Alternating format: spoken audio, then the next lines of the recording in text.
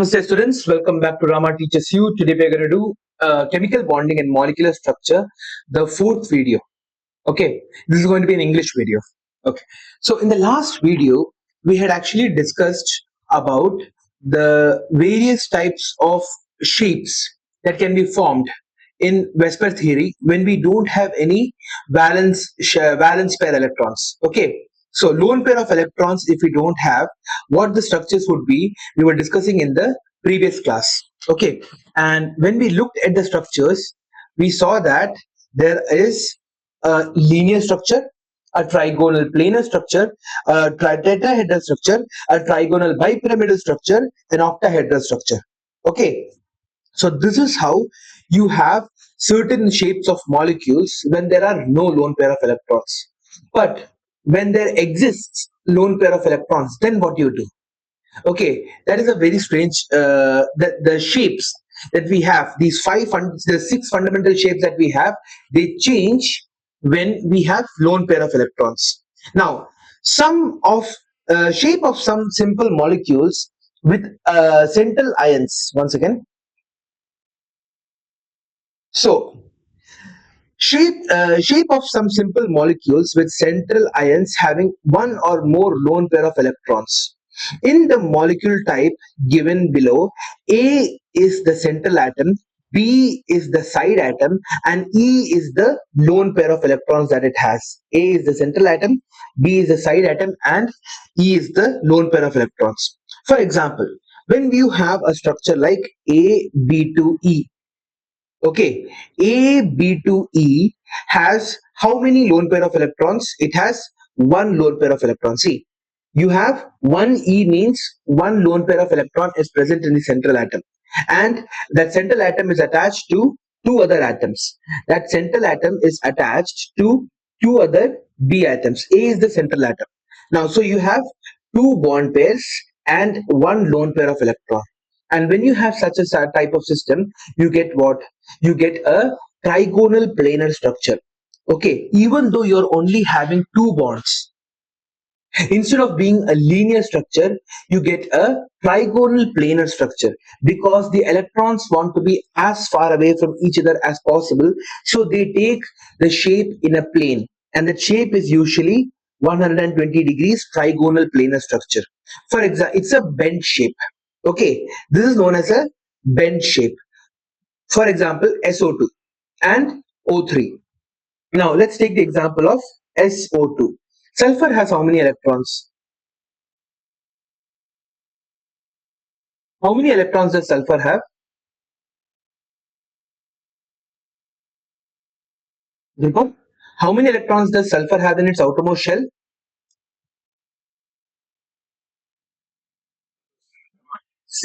6 electrons. Okay, so it has 2 electrons here.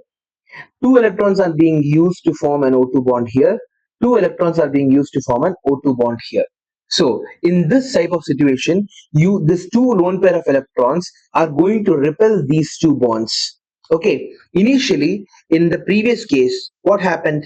In the previous case, there was no lone pair of electrons in the central atom, so there was no repulsion. So you had a 180 degrees angle there. But in this situation, what is happening? Due to the presence of lone pair of electrons, this lone pair is repelling these two bond pairs. Therefore, the oxygen initially was supposed to be straight, but now is bent at an angle. And this position, this lone pair actually takes a position in the space. Okay, so you get a trigonal planar structure. The arrangement is trigonal planar, but the name of the shape is called bent. Understood? You are having a trigonal planar structure, but this is not the name of the shape. Not the name. The name is called bent. Okay, next. What if you have three bonded atoms and one lone pair of electrons? Then the arrangement will be a tetrahedral arrangement, but we won't call it a tetrahedral arrangement. We will call it a trigonal pyramidal structure. That means trigonal pyramidal structure would indicate that you have, it's like this. The pyramid, basically trigonal, three-sided pyramid. Okay, three-sided pyramid is what a trigonal pyramidal structure looks like. It would look something like this. That's it. Okay, it's not a square. The base is actually a rectangle. Understood? This is how you will get the structure of a trigonal pyramidal structure. And this is what we have, NH3. NH3 and PCl3 are trigonal pyramidal structure. Now, let us look at the shape of NH3. Again, nitrogen has how many electrons in its outermost shell? 5 electrons in its outermost shell. So it forms a bond here, it forms a bond here, it forms a bond here. And there is a space here also. Ideally speaking, it should form a tetrahedral structure by looking at this arrangement. But there are only 3 bonds available, so tetrahedral is not possible. So what do you get? You get a tetrahedral arrangement in which the name of the shape becomes a trigonal pyramidal structure. Okay. Next, what if you have A, B2, E2? That is two bond pair of electrons and two lone pair of electrons, like in the case of water. Here also, what is going to happen? You are going to get a bent shape. The arrangement is going to be of a tetrahedral structure, because see, you have here what we are supposed to do is the B and the E are supposed to be taken as bonds when we are supposed to study the arrangement of the various atoms and lone pair of electrons around the central atom. So there are four. So you can call it A something, AX4, where X is what? B2E2. Okay. Now here you have four different X positions. Okay. That is why you have again a tetrahedral structure. But unfortunately for us, what happens? Because we only have two bonds, actual bonds available, we call it a bent shape. And this is how hydrogen looks like. Looks, let's see. Oxygen, hydrogen, hydrogen. Oxygen has 6 electrons, right? So there will be a lone pair here. There will be a lone pair here. So there will be lone pair repulsion happening. Okay, and this lone pair and bond pair repulsion is also happening. Okay, both the repulsions are happening. Thus, it is making the angle between them to basically go even smaller. That is what we have. Understood? H2O molecule is an example of AB2E2. Now, then we have AB4E. Okay, now AB4E can be written as AX5, right? So AX5 would be what type of structure? It will be a trigonal bipyramidal structure. Okay, but unfortunately for us, we don't have 5 bonds. We only have 4 bonds. Since we have only 4 bonds, we will have a shape called a seesaw. Now, when we were kids in the playground, we usually see something like this, right? So a child used to sit here, right? And another child used to sit here. Okay, so this is what is happening here. The shape is somewhat like a seesaw, right? The shape is somewhat like a seesaw. Therefore, you are having a seesaw shape. Understood? This one also understood, right, Durpat? Yes, sir. Okay, let's move on. AB3E2. AB3E2 can also be written as what? AX5. So AX5 will have how much? A trigonal bipyramidal structure. Now, here what is happening? Here you are only having 2 bonds. You are only having 2 bonds. Now, this is what we call a T shape. Look at this. If I put this A here and a B here and a B here and a B here and these two balloons like this. So basically you have the trigonal bipyramidal structure, right? This is what a trigonal bipyramidal structure looks like. This is the central atom A. This is B, B, B, B, B. Okay. Now what is happening is these two B's are getting removed, and in place of that you have the lone pair of electrons. Now, without these lone pair of electrons, this actually looks like a T, right? A capital T. So we call it a T-shaped system. Now, next comes AB5E. AB5E can be written as AX6, right? So it will have an octahedral structure. Okay, but since there are only 5 bonds available, we call it a square pyramid. So it looks like this.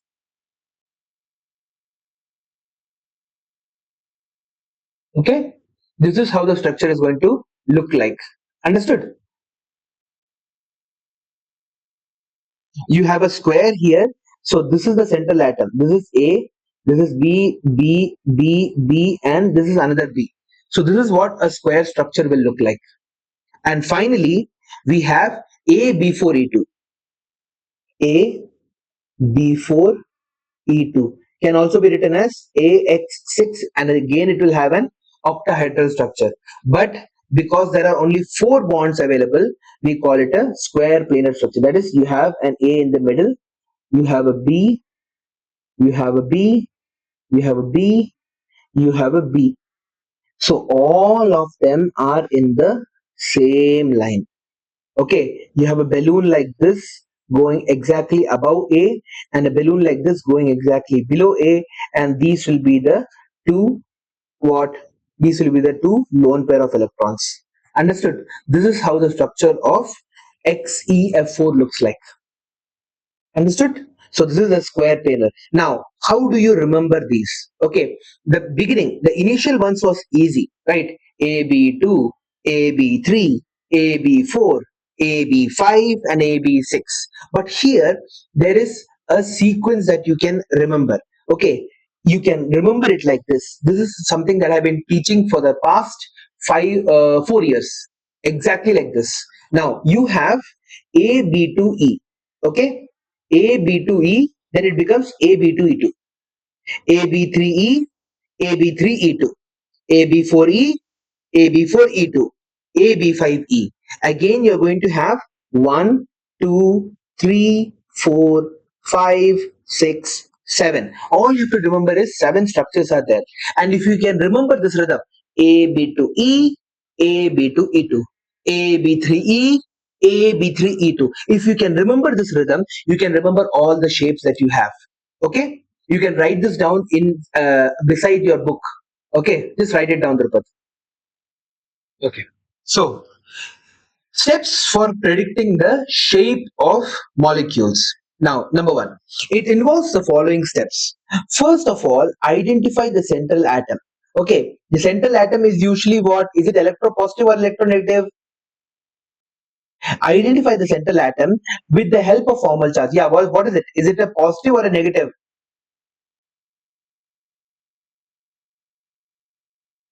It is an electropositive atom. Comparatively, it should be electropositive. Also remember that the less electronegative atom as the central atom, with the exception of hydrogen, because hydrogen can be both electropositive as well as electronegative. Okay, now calculate the total number of electron pairs around the central atom as given below. Total number of electron pairs around the central atom is equal to number of valence electrons plus number of atoms linked to the central atom by a single bond upon 2. Okay, so this becomes the number of electron pairs. Now, if you wanted just the number of electrons, you would have number of valence electrons of the central atom plus the number of atoms linked to the central atom. That's it, nothing else. Next, the number of bond pair, shared pair is equal to number of atoms attached to the central atom. Okay, the number of bond pair of electrons is equal to the number of atoms attached to the central atom. The number of lone pair is equal to total number of electron pairs minus number of shared pair. So the total number of electrons minus the number of atoms linked to the central atom. Okay, for example, if you want to find the basically for H2O, you have oxygen here and you have a hydrogen here, you have a hydrogen here. So so the number of lone pairs is equal to total number of electron pairs. How many electron pairs are there? Minus the number of shared pairs. Total number of electron pairs is how much in oxygen, Drupat?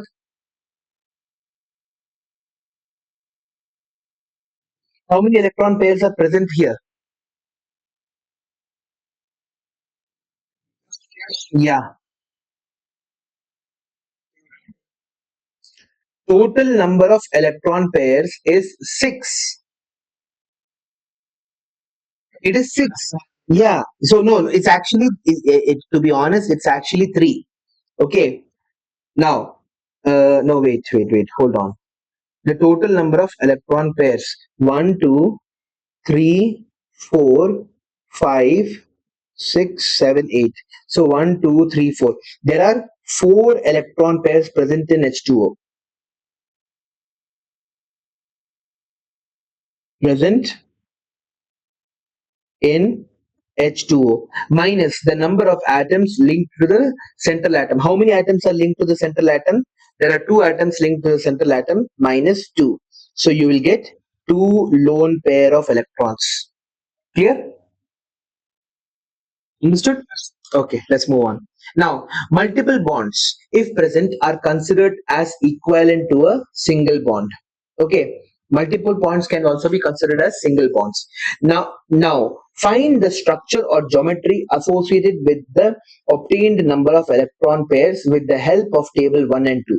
When working out the shape of an ion, you also need to include the charge in the calculation.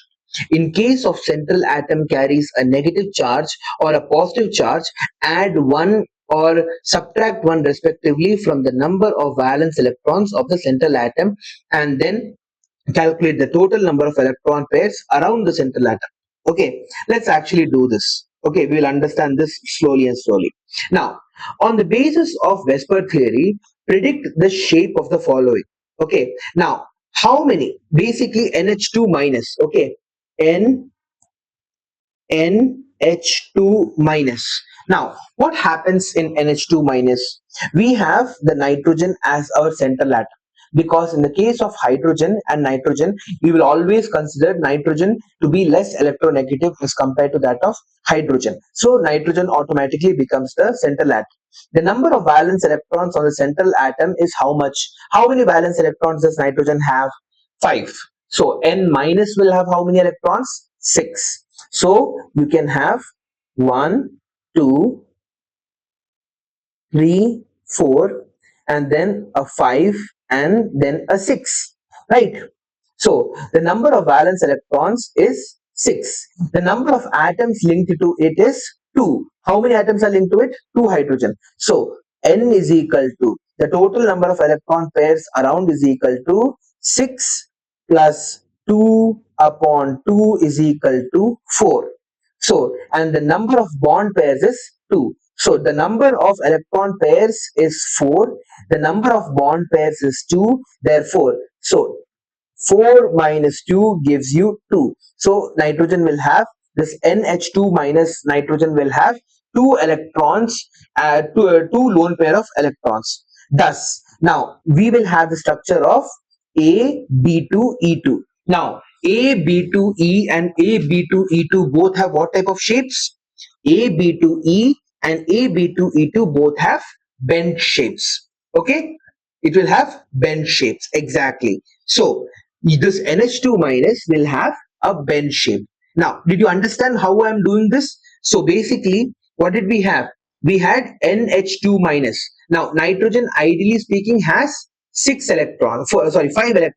So N minus will have 6 electrons. So the total number of electron pairs will be 6 electrons here, plus your 2 atoms that are attached. That is, overall number of electron pairs will be this, the number of electrons in N minus plus the number of electrons in H2, okay, upon 2. So you'll get 4. And the number of bond pairs, how many bonds is nitrogen forming? 2 bonds is nitrogen forming. So 2 upon your this thing. So 4, this will be 4, this will be 2. Therefore number of lone pairs will be 2. So you'll get A, B2, E2 structure. Now let's look at the example of O3. O3. Okay, oxygen 3, what does it look like? In oxygen 3, you have how many electrons here? So, you have 2 electrons at the center. Okay, you have 1, 2, 3, 4, 5, 6. Okay, 6 electrons here, 7, 8, and 9, 10. Now,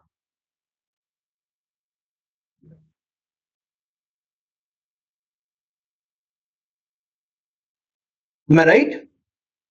1 2 3 1 2 3 4 5 6, and then while predicting geometry, molecules containing the double bond is considered as one electron pair. Example, in the case of ozone, its two resonating structures are these two. Thus the central atom is considered to have two bond pair and one lone pair of electron. So it has one bond pair here, one bond pair here, and one lone pair here.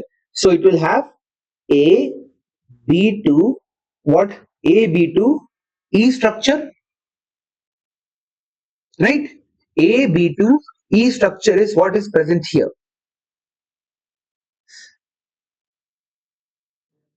One second.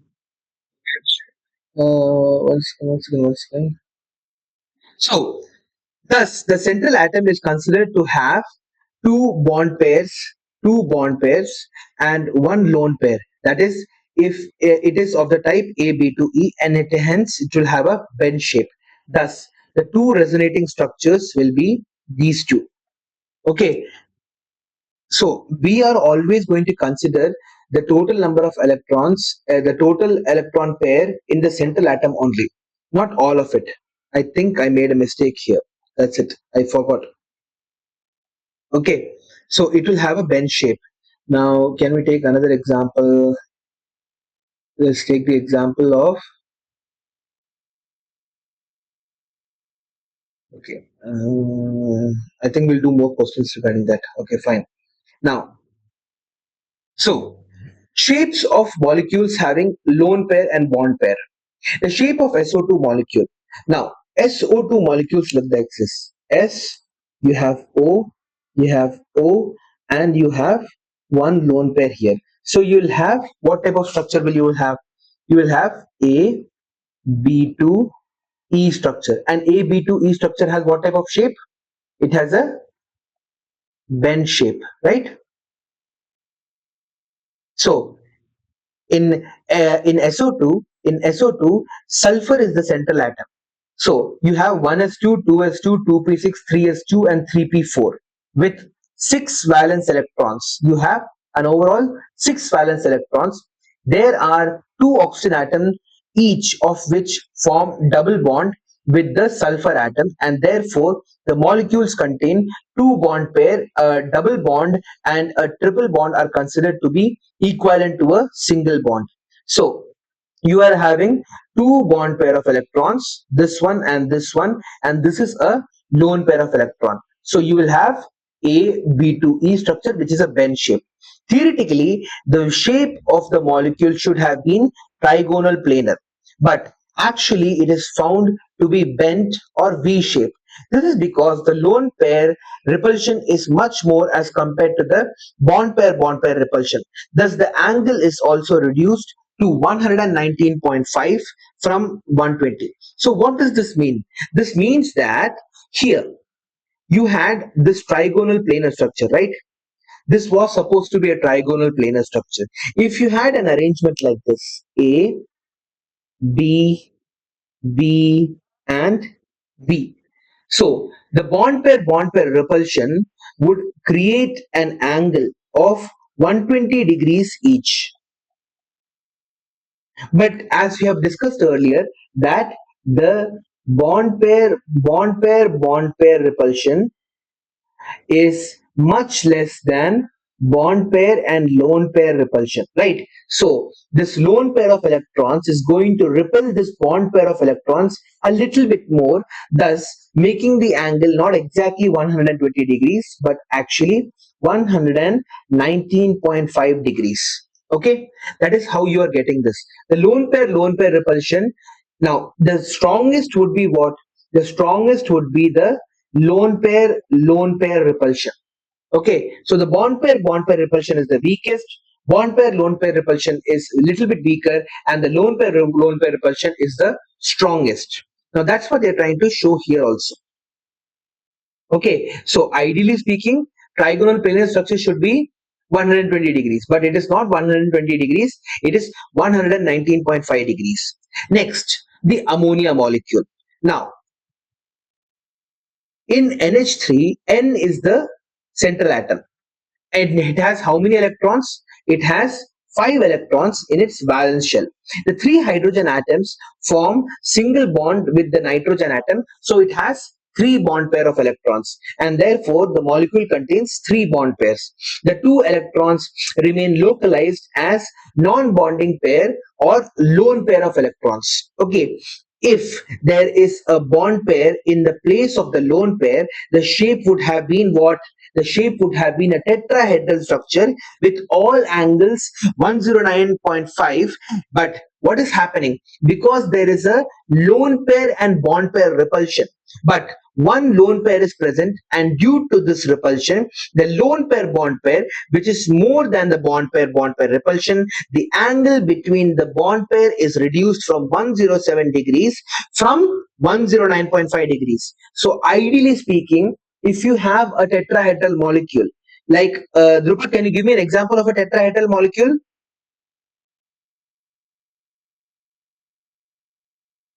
What is an example of a tetrahedral molecule, Drupal? Drupal,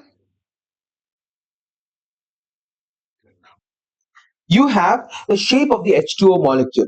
Now, again, how many electrons are present in the central atom of oxygen? There are 6 electrons present in the central atom of oxygen. Okay, the oxygen is sharing 2 electrons with the 2 hydrogen atoms. So it is left with 2 lone pair of electrons, right? It is left with 2 lone pair of electrons. Now, the 4 electrons remaining localize in the 2 lone pair of oxygen position. Right? Now, the shape should have been what? Ideally speaking, it should have been a tetrahedral structure. But in the water molecule, you are both having a lone pair repulsion as well as a lone pair bond pair repulsion. Both of them are taking place simultaneously. The shape should have been the shape should have been a tetrahedral structure if there were all bond pairs, but lone pairs are present in the shape is distorting the tetrahedral or the angular structure. Therefore, the lone pair repulsion is more than the lone pair bond pair repulsion, which is more than the bond pair repulsion. Therefore, the bending in water is much more serious. You get 104.5 degrees. Understood? Instead of 109.5. Now 109.5 is, if you have a structure where the angles between the two bonds are 109.5 degrees, you call it a tetrahedral structure. But since the water molecule does not have a tetrahedral structure, it does have a tetrahedral arrangement, but it does not have a tetrahedral structure. Therefore, we can say that it is also of a bend shape. Understood, Drupad? Okay, let's move on. Next, the shape of sulfur tetrafluoride, SF4. Now, in the SF4 molecule, what type of shape do you have? You have sulfur has 6, it is sharing with 4, so you will have one lone pair of electron, so you will have an AB4E arrangement. In this molecule, sulfur is the central atom with 6 valence electrons, out of which 4 are involved in the bond pair and the remaining 2 behave as lone pair. The possible arrangement of these pairs are as follows. So you have an arrangement like this. So ideally speaking, you are supposed to have a trigonal bipyramidal structure. Am I right? 3 fluorine in one position, 1 fluorine here, and 1 fluorine. But that is not happening. That is not happening because the repulsion is more stable. The repulsion is more stable if this fluorine goes away. Okay, if this fluorine goes away, and in place of that, if you have the lone pair of electrons present here, so the structure changes. Okay, ideally speaking, you are supposed to have what? You are supposed to have a trigonal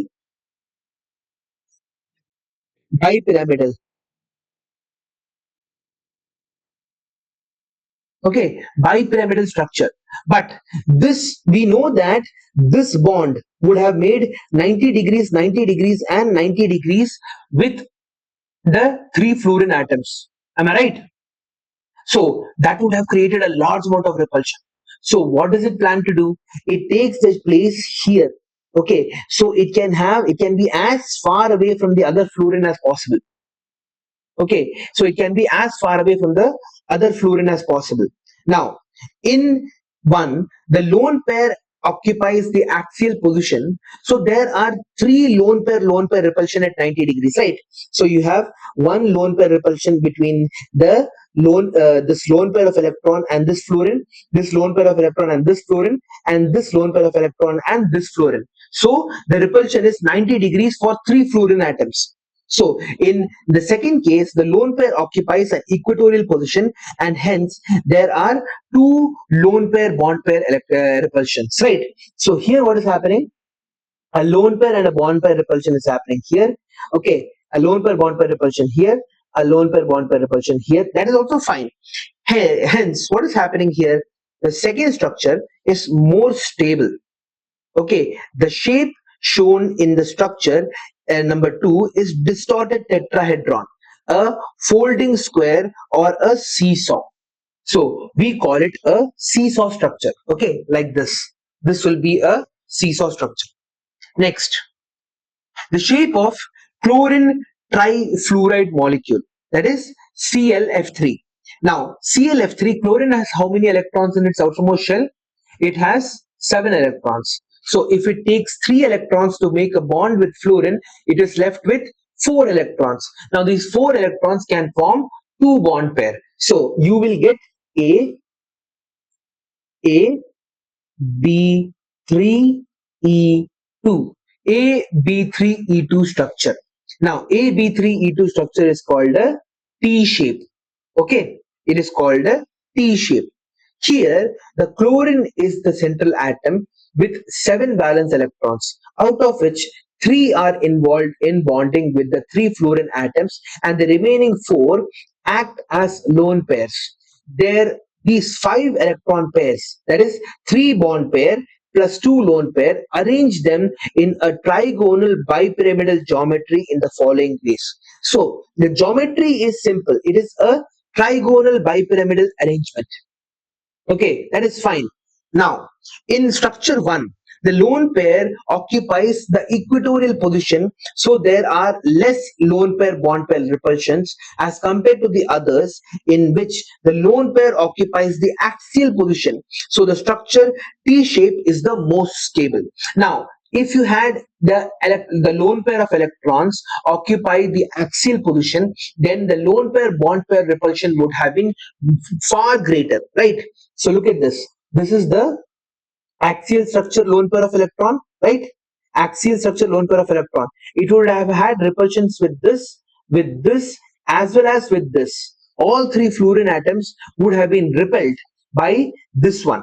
Now, therefore, but here what is happening? Here there is less repulsion. In this case, there is less repulsion here.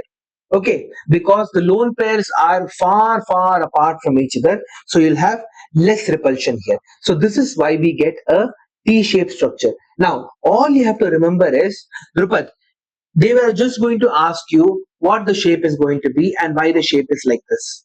Okay, so if you have A, B to E, let's actually revise. If you have A, B to E, what type of shape will you have? You will have a bend shape. Now, if A, B2, E2 will be what type of shape? Again, a bend shape. Now, A, B3, sorry, B3E will be what type of shape?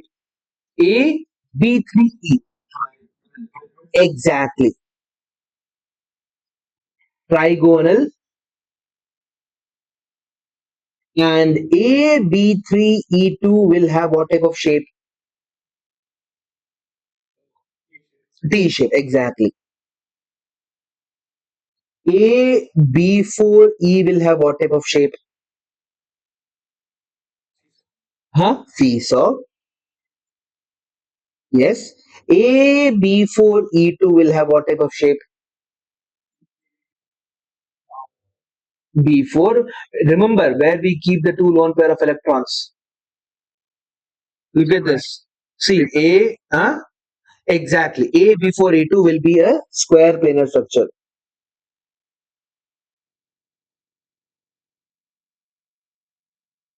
Now, A, B5E will be what structure? Square pyramidal.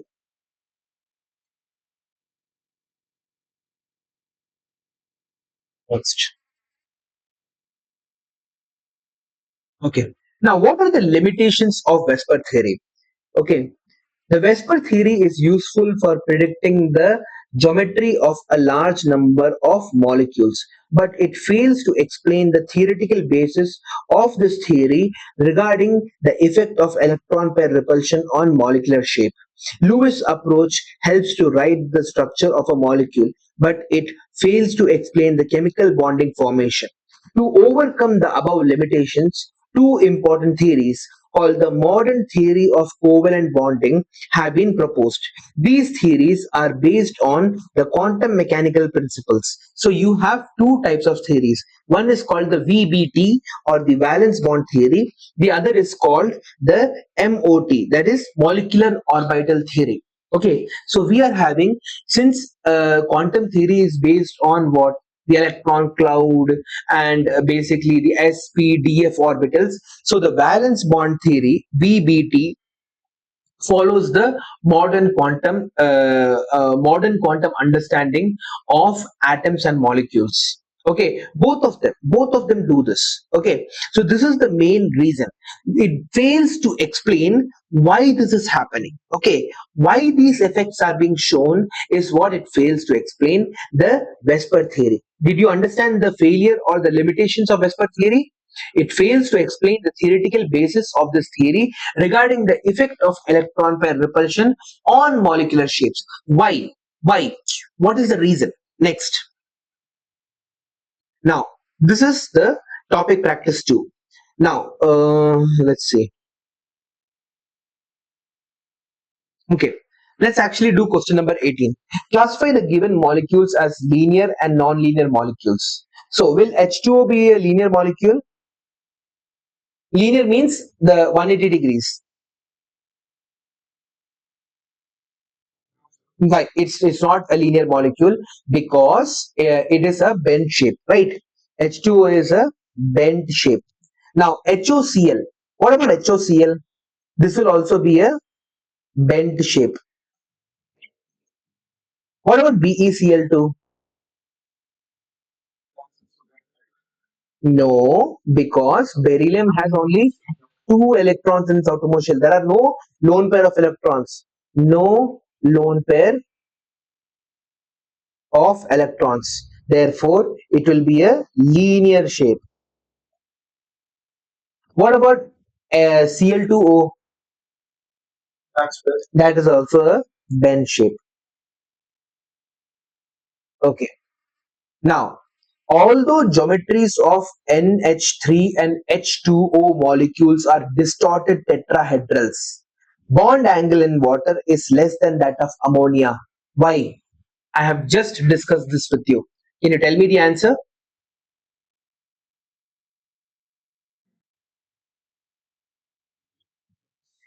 Ye-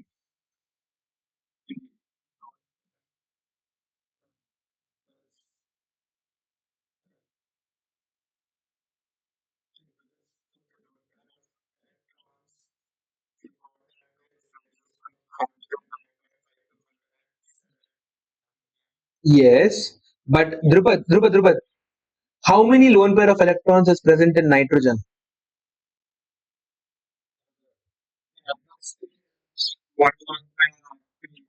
Yeah, whereas in H2O there are exactly. Since there are two lone pairs of electrons, the lone pair repulsion becomes even more prevalent. In ammonia, you only had a lone pair and bond pair repulsion, whereas in water, you have both lone pair and bond pair repulsion. So the answer will be in ammonia, there is only one lone pair of electrons. Therefore, therefore, there will only be lone pair bond pair repulsion. Whereas in H2O, whereas in H2O, we have lone pair, and lone pair, bond pair, and bond pair repulsion. Okay, so because of this lone pair repulsion, what is happening? This lone pair repulsion is so prevalent that it increases the bending. That is the reason why H2O molecule only has 104.5 degrees. Okay, it is smaller. The bond angle is smaller in the case of H2O because of this fact. Understood? Clear? Okay, next. Arrange the following in order of decreasing bond angle. Give reasons also. NO2, NO2 plus and NO2 minus. So in the case of NO2, what is going to happen? Okay, nitrogen has one lone pair of electron. This is O and this is O. In the case of NO2, what do we have? NO2, NO2 plus N. This is O.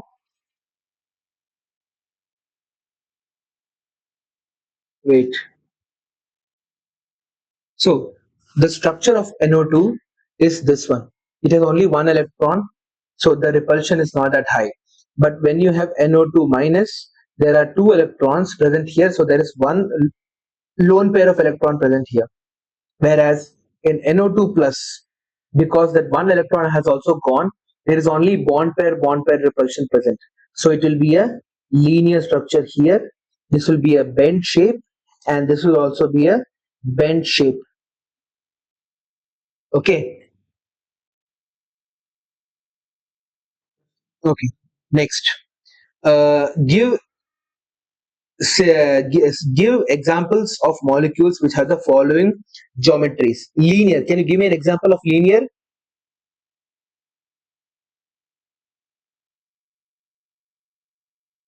Do you know or not?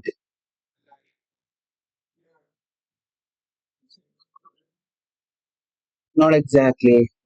You can say CO2, right? Or BeCl2. Zinc chloride. Are you sure? How many valence electrons are present in zinc? Oh yeah. Of course, of course, of course. Let me see. Zinc has two electrons in its outermost shell. Its inner electrons are almost full. So basically, it will have two electrons in its valence shell, and both of them are being used by these chlorine atoms. Yeah, lead and Cl2 is also possible, right? Because zinc's electronic configuration is what? 3d10 4s2. So 3d10 is part of the inner shell. So only two electrons will be present in its outermost shell. Therefore, ZnCl2 is also possible. What about trigonal planar structure? I'll give you an example. You have BH3, boron trihydride. What else? Huh? Yeah, boron trichloride. Yeah, BCl3. Next, a tetrahedral structure. I'll give you one. CH4. What else?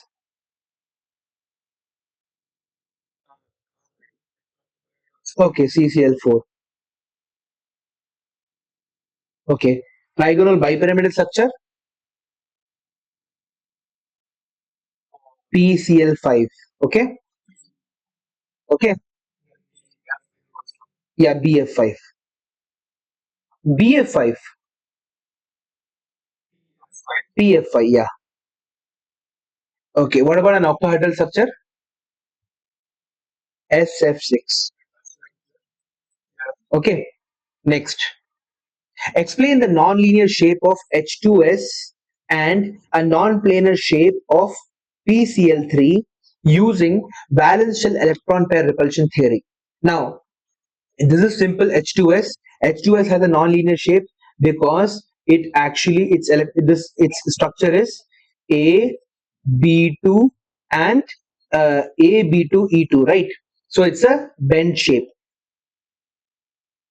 What about PCl3? Can you give me the explanation for PCl3? Why is it not a planar structure? Yeah. Deepak, can you explain to me what a planar and a non-planar structure is? The difference between a planar structure and a non-planar structure?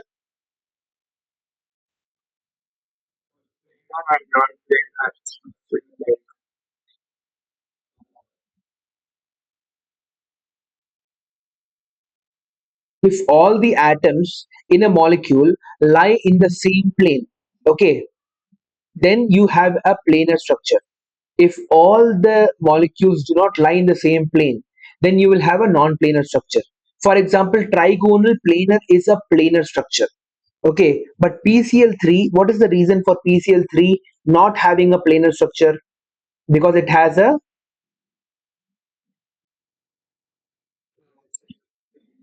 it's a 3D structure, but what is the reason behind it? Why does it have a three-dimensional structure? Because it has a lone pair of electron present here. So the structure of PCl3 is AB3E, and AB3E structures will always be what type?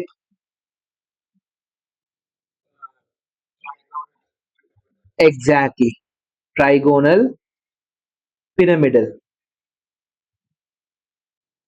Okay, next, explain the shape of BRF5. Okay, BRF5. Now, BRF5. Now, Br is what? Bromine. Bromine has how many electrons in its valence shell? Seven electrons in its valence shell. Five of them are being used to form bond pairs with fluorine, and you have one lone pair of electron. So, what type of configuration will you have? A, B5, E. What is the shape going to be?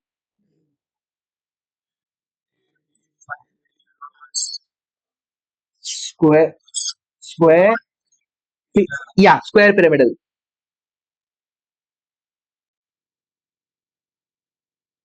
But you have to chapo all this information. That is, you have the square pyramidal arrangement.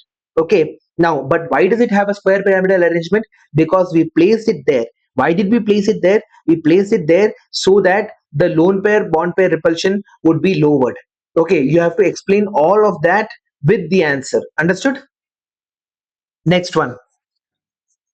So BeF2 molecule is linear while SF2 is angular, though both are triatomic. What is the reason? BeF2 and SF2.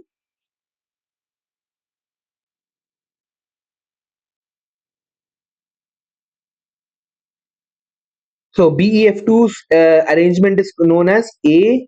AB2 will always have a linear structure, but SF2 has AB2 E2 structure. AB2 E2 is what? Bend shape. Understood? It's very simple explanation. Next, what do you understand by bond pair and lone pairs of electrons? Illustrate by giving one example of each.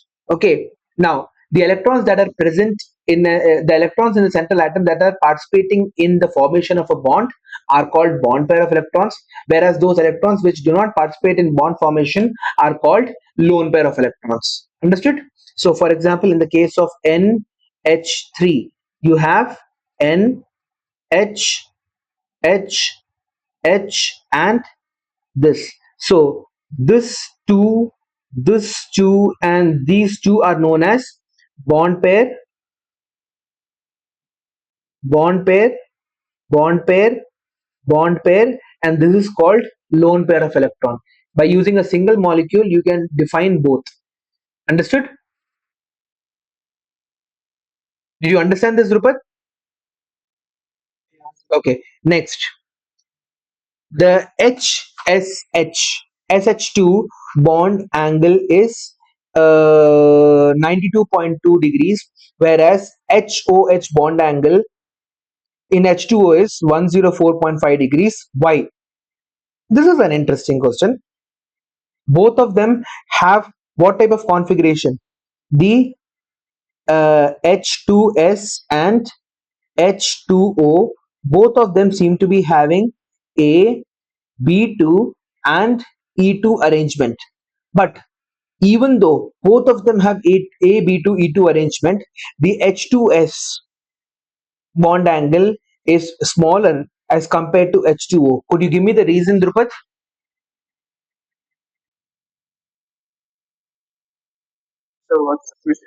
Yeah, this one. Question number 10. The H2S molecule, the bond angle is 92.2 degrees. Okay, whereas the HOH molecule bond angle is 104.5 degrees. Both of them share the same structure, AB2E2 structure. But then why is it so? Oxygen is more electronegative. Oxygen is more electronegative. One second, just I also have to check the answer one second. You have the H2S molecule and the H2O molecule. You are partially correct. You said that oxygen is more electronegative than sulfur. Okay.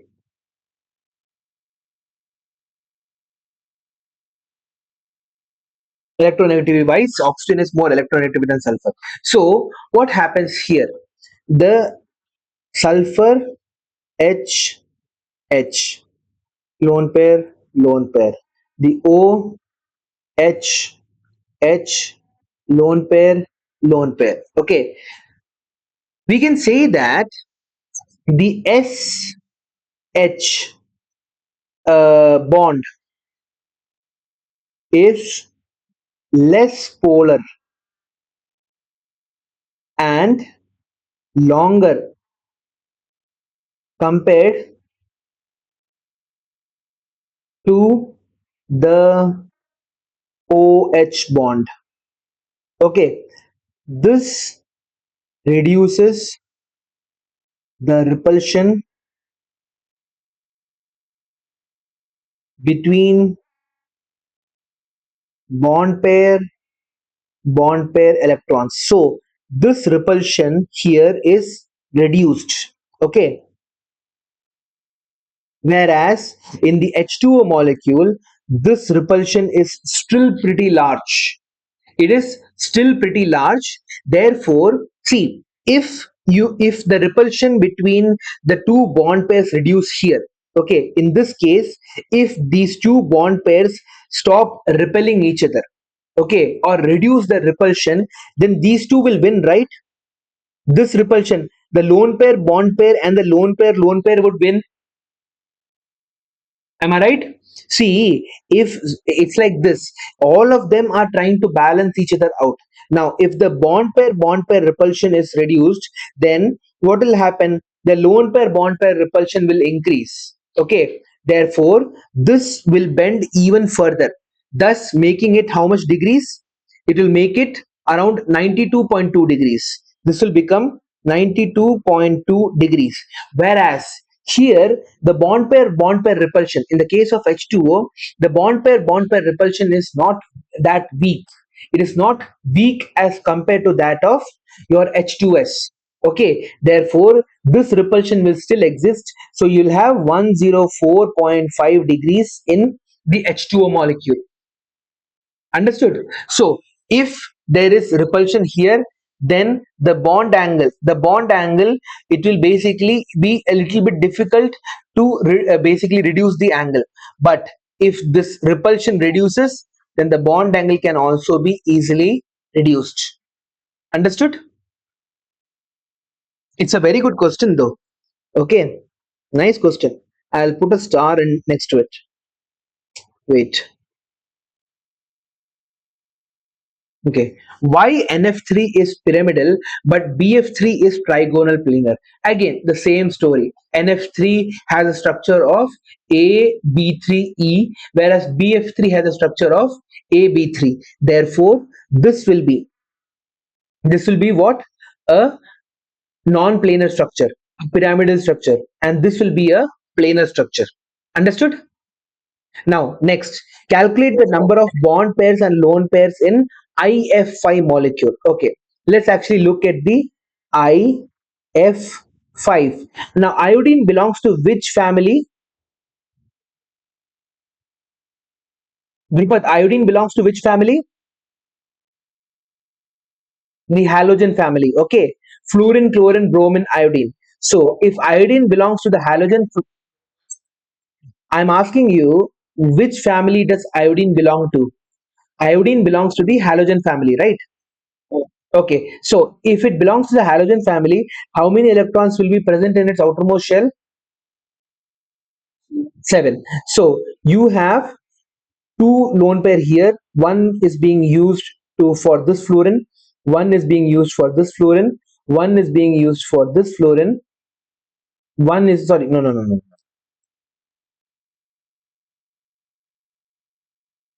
One is being used for this fluorine, one is being used for this fluorine, and one is being used for this fluorine.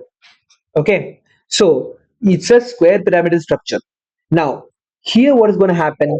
We need to calculate the number of lone pair of electrons. So there is one lone pair here, one bond pair here, one bond pair here, one bond pair here, one bond pair here, one bond pair here. So it has five bond pair of electrons and only one lone pair of electrons. So it has, understood, Drupad? Five bond pair and one lone pair of electrons. So the structure will be what? A B5E, and A B5E is a square pyramidal pyramidal structure. It's an interesting chapter. It's a very very interesting chapter. Okay, now next one. Hmm, question number 7. Explain giving reasons whether BH4 minus and H3O plus will have the same or different geometries. Okay, now H3O plus, how will I draw the structure? And BH4 minus, do you have any ideas? They won't have different geometries, they will have the same geometry. Look at this. You have the boron is in between here, boron, hydrogen, your hydrogen, hydrogen, and hydrogen. Okay, minus, and this is basically oxygen. Okay, you have one here, one here, one here, and you have removed one H plus, and you only have left with one lone pair of electron.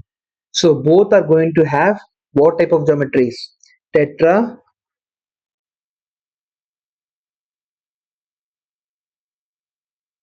See, they're not asking you for the name. Are they going to have the same geometry or the same this thing? Name. See, both of them are different. Look at the table here. Okay. When we look at the table, this is what the geometry is. Okay. Yeah. These are the geometries. So you can have the same geometry. Look at this. You can have an H3O plus and this. Both of them are sharing the tetrahedral geometry. So both of them in our case will also share the tetrahedral geometry. Okay, but they will have different shapes though. Okay, this will be what? This will be an actual tetrahedral, whereas this will be a pyramidal structure. Understood? So this will be a tetrahedral structure and this will be a pyramidal shape. That's the name of the shape. Name of the shape can change. Nobody cares about that. Okay. Now, Drupad, explain to me the structure of. Did you actually understand this question? Yeah. Okay. The structure, the geometry is the same, but the name of the shape is different. Understood? Okay. Next, explain the structure of CO2. CO2, what type of shape will it have? So CO2 the center on both sides. Yes, exactly, 180 degrees because there is no lone pair of electrons present here. Okay. Next. Um,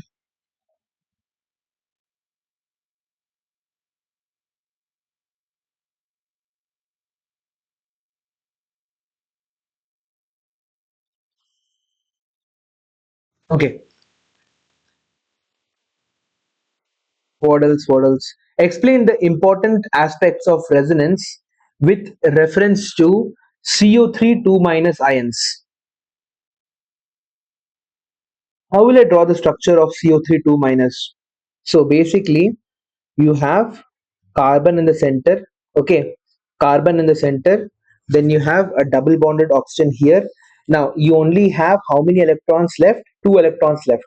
So you will have one oxygen here and another oxygen here. So basically carbon has given all the four electrons that it could, but oxygen requires how many electrons? It requires two electrons. So what does it do?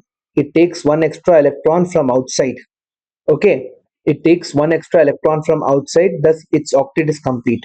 Here also, what is it going to do? It is going to take one extra electron from outside the molecule. Okay, that is why the structure has an overall 2 minus CO3 2 minus structure. Okay, clear? Now, how do you create the resonance? Now, that resonance, creating resonance is very easy. All you have to do is change the position of the double bond. Okay, in the next case, what are you going to do? You're going to change the double bond here, and the basically the negative this thing. I'll show you. See, you have carbon. This is the oxygen minus. Okay, and you are having a double bonded oxygen here, and you are having an oxygen like this. Okay, understood? Yeah. And why did this happen? I'll show you this also. This is how you are getting it. So what happens here is one electron pair is actually going here. Okay, one electron pair is going here like this, and it is forming a double bond with these two. So when it is forming a double bond, listen to me very carefully. Okay, this is the lone pair of electrons. If we consider them to go here, they form a bond like this. Okay, but carbon can only hold how many electrons? Four electrons. At present, it is holding how many electrons? One, two. Okay, so one, two, three, and 4 1 2 3 4 5. It is now having 5 hands. That is not possible. So what is going to happen? One of these bonds is going to break, and it is going to go like this, and that's what happened here. Okay, so right now again carbon has how many hands? It has only 4 hands. Okay, so this is how it goes. So all you have to do is, you don't have to draw it like this. Okay, all you have to say is, one second. Okay, so all you have to do is do it like this. Okay, and it will go here. Understood? So what happened? The negative charge that was here has now moved here. Okay, and the third resonance, I know you can actually speculate from here also. That is, you will have oxygen. Okay, the only oxygen that did not get a double bond was this oxygen, right? This oxygen will get a double bond. This will be 1 2 3 4 5 6 minus. This will be carbon, and this will be 1 2 3 4 5 6 minus. Okay, so this is how the resonating structures of the carbonate ion actually look like. I want you to draw this in your notebook. So this is the explanation. The CO3 2 minus structure cannot be explained by the Lewis dot structure alone. From above, we see that the CO3 2 minus has three canonical structures. So the resonance hybrid structure will be a combination of all the three structures. The bond length of the three CO bonds is found to be of the same length, even though it has two single bonds and a double bond.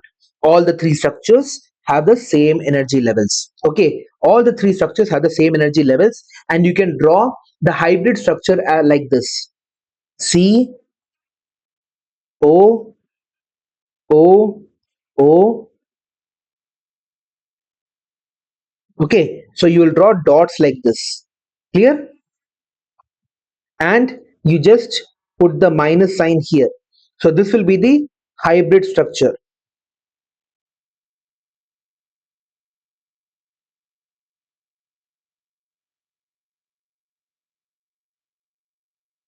Okay, have you written this down? Okay, let's move on. Did you understand the explanation behind it? Okay, awesome. Next, write the resonance structure of SO3, NO2, and your NO3 2 minus. So first we will try to draw the structure of SO3. Okay, now what does the structure of SO3 look like? You have sulfur here, S, it is forming a double bond with oxygen here, Okay, now it has two coordinate bonds. It has two coordinate bonds formed with the two oxygen atoms. Okay, it is just giving away. It is just giving away the shared electrons. This is oxygen here. This is oxygen here. Okay, now this is 1, 2, 3, 4, 5, 6. 1, 2, 3, 4, 5, 6. The next structure will look like this: S O 1, 2, 3, 4, 5, 6. This will be O, and this will be again 1, 2, 3, 4, 5, 6. And the final structure will look like this: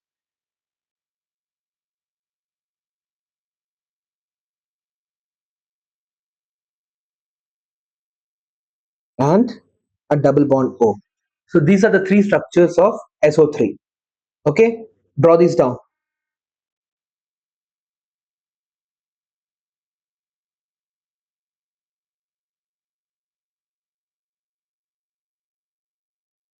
Okay, next you have NO3, NO2, NO2 plus or just NO2, NO2. So nitrogen will have one electron here. Okay, it will have a double bonded oxygen here, and it will just give off one of the electron pairs to one of the oxygen atoms. Okay, similarly it will have another structure like this.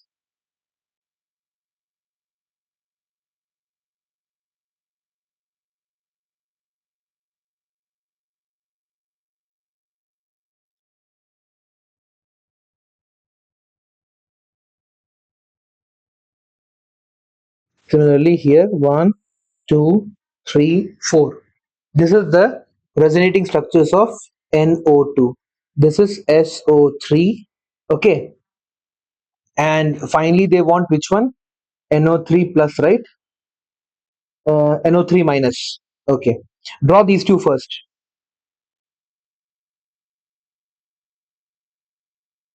Done.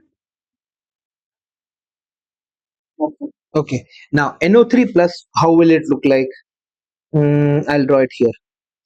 NO3 plus. Okay, so you will have N plus here. It is giving one oxygen to this one pair it is giving away. This is also giving away here. It is forming a double bond with oxygen. Okay, similarly you will have N plus. You will have a double bonded oxygen here. It is giving one away here, and it is giving one away here. And finally you will have a structure N plus. Again you have to these two, oxygen here, here, and a double bond here. Okay, so these are the structures for NO2, NO3 plus. Okay,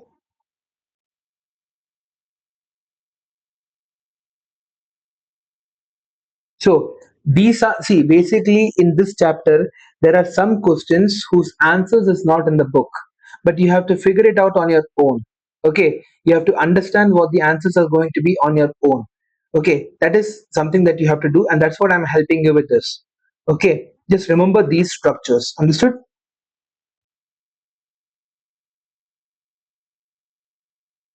Done? Okay, next. So, what is resonance? What are the guidelines for writing resonating structures? Out of the following four resonance structures for CO2 molecule, which are important for describing the bonding in the molecules and why? Hmm. What is resonance, Drupat?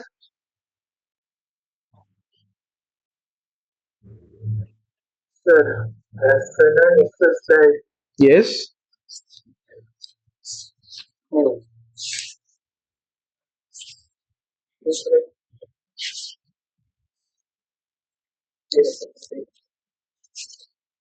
Okay.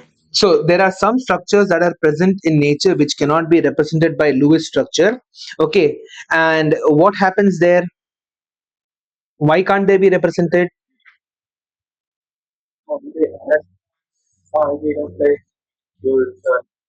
Okay, what else? The phenomenon for resonance was put forward by Heisenberg. According to this concept, whenever a single loose structure cannot describe all the properties of a molecule, a number of structures with similar properties of positioning of nuclei, bonding and non-bonding pair of electrons are written to describe all the properties. Okay, the actual structure is somewhere between the resonating structures, the canonical forms, and the resonance hybrid. Okay, this phenomenon is known as resonance. Okay, write that down exactly that is in the book. Okay, that's a definition, you just write it down exactly as is in the book. Okay, now what can you say about the structures that are being formed? They will all have the same energy levels, they will have the same number of electrons, overall number of electrons will be the same, they can interchange with each other.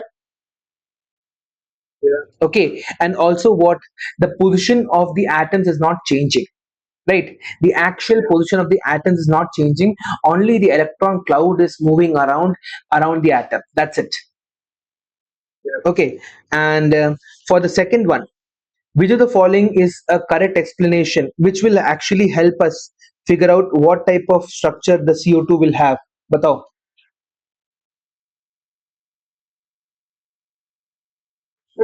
The this one, out of the following four resonating structures for CO2, which are important for describing the bonding in the molecules and why? Which of the following are responsible, or which of the following are helpful in understanding the bonding structures?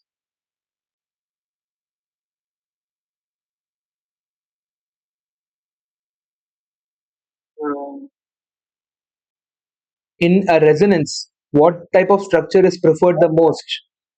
A structure that has more number of covalent bonds is actually the one that is preferred the most, right? So in the first and the second structure, there are more number of covalent bonds, right? Structure 1 and structure 2 are important.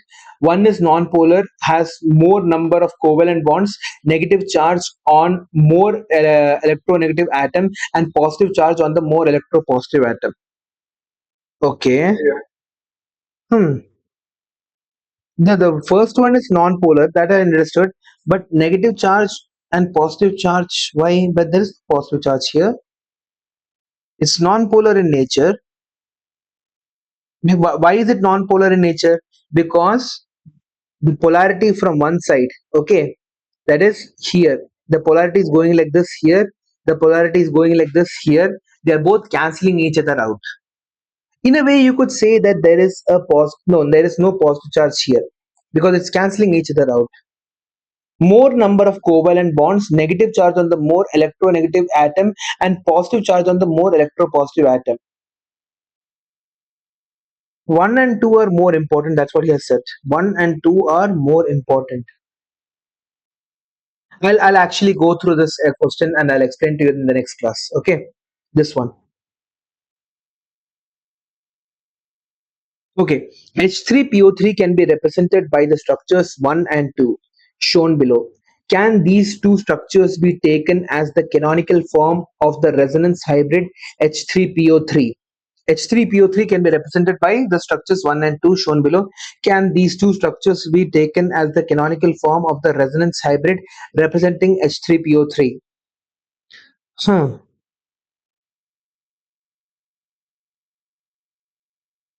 Did they actually change the position of hydrogen for this? Yes, they changed the position of hydrogen for this. No, this cannot be taken as into consideration because you have changed the position of hydrogen. Here, the hydrogen was attached directly to phosphorus, but in this case, the hydrogen is attached to oxygen, which is attached to phosphorus. You have changed the position of hydrogen. Okay, and that is not allowed.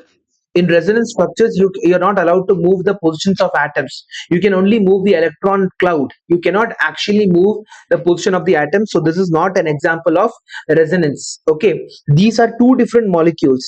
These are two different molecules. Understood? Did you understand question number one? See, Pare. Here what is happening? I Okay, okay, fine. Okay, so we have gone through all the questions from 1 to 18 in topic practice 2. I did topic practice 2 with you because it's a little bit tough. Okay, there are some shapes, there are some explanations that are required which have not been given here. Now, next, um, okay, the valence bond theory and hybridization. Okay, let's actually, I'll just give a small brief here and then we'll continue this in the next class. Okay. So, the valence band theory. This theory was introduced by Heitler and London in 1927 and further improved by Pauling and Stater in 1931. The valence band theory came into picture because Vesper theory was not able to explain the geometry of simple molecules and had limited application. It is based on the knowledge of atomic orbitals, electronic configuration of elements, the criteria of overlapping of atomic orbitals, and the hybridization of atomic orbitals, and the principle of variation and superposition. In order to understand the concept clearly, let us consider the formation of the H2 molecule. Now, so see what is happening here. We know that the electrons are not present just like that, simply around the atom, right? They are not revolving around the atom. They are present in certain orbitals around the atom, right? There is the S, the P, the D, and the F, different types of orbitals you have. Okay, now inside these orbitals is where you find your electrons. Now, the valence bond theory is saying that if you want two atoms to actually form a bond, then there's the orbitals that they have need to overlap. Okay, and this overlap actually occurs, and due to which you are forming a bond. For example, if you want hydrogen and let's say oxygen to form a bond, so when hydrogen and oxygen are forming a bond, there is actually an overlap between the s orbital of hydrogen and the p orbital of oxygen. Okay, there is an overlap between s and the p orbitals. Okay, and in a way you have a new concept known as hybridization or hybrid orbitals. Okay, we have some like basically we use multiple type of orbitals to actually form a new type of orbital called a hybrid orbital. Okay, now explanation of valence bond theory for the H2 molecule. Can we continue this in tomorrow's class then? Dripat? Dripat? The valence bond theory. So, we'll do one thing. We'll continue this class in the next video. Okay. So, valence bond theory and hybridization have to be taught in one single setting. Okay, they are very complex theories. If you want to learn them, you have to learn them in one single go. Okay, and if you're liking my videos, okay, the explanation that I provide, okay, if this is satisfactory for your liking, you can please like, share, and subscribe my videos. Okay, for more such videos, and I'll see you in the next video. Thank you so much.